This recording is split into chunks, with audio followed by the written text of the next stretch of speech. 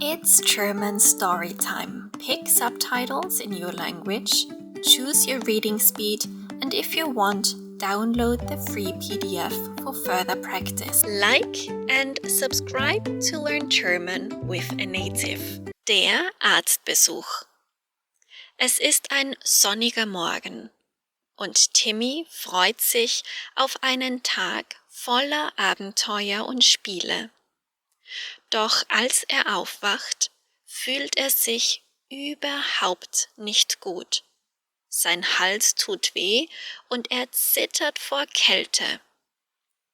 Timmy kann nicht aufstehen. Er hat Kopfschmerzen und fühlt sich schlapp. Seine Mama kommt ins Zimmer und fühlt seine Stirn. »Oh nein, du hast Fieber, Timmy. Wir müssen zum Arzt gehen«, sagt sie besorgt. Timmy nickt zustimmend. Er will nicht zum Arzt, aber er fühlt sich wirklich schlecht.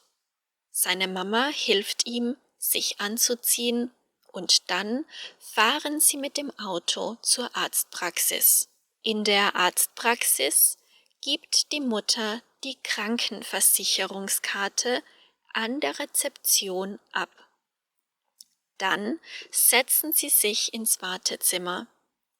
Timmy beobachtet die anderen Kinder, die dort sind.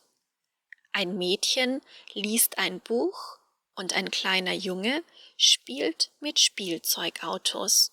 Timmy fühlt sich müde und erschöpft. Die Krankenschwester ruft Timmys Namen auf. Timmy geht mit seiner Mutter in das Untersuchungszimmer.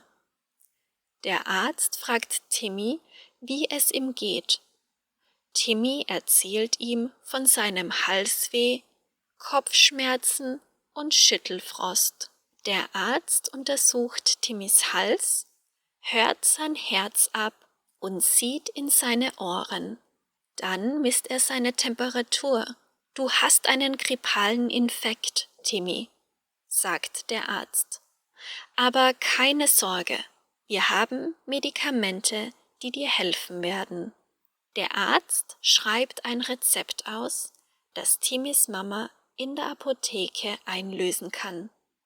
Er gibt auch einige Tipps, wie Timmy sich ausruhen und gesund werden kann. Auf dem Nachhauseweg besorgt Timmys Mama die Medikamente. Zu Hause macht ihm die Mutter einen Tee mit Honig und Timmy nimmt sein Medikament ein.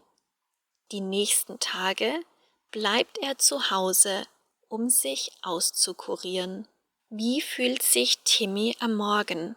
Freudig, krank, ängstlich. Timmy muss in den Kindergarten, zum Friseur, zum Arzt. Timmy und seine Mutter fahren mit dem Auto, mit dem Fahrrad, mit dem Motorrad. In der Arztpraxis gibt Mama nichts ab, die Krankenversicherungskarte ab, Spielzeugautos ab. Timmy hat einen grippalen Infekt, eine Erkältung, Schnupfen. Was kann in der Apotheke eingelöst werden?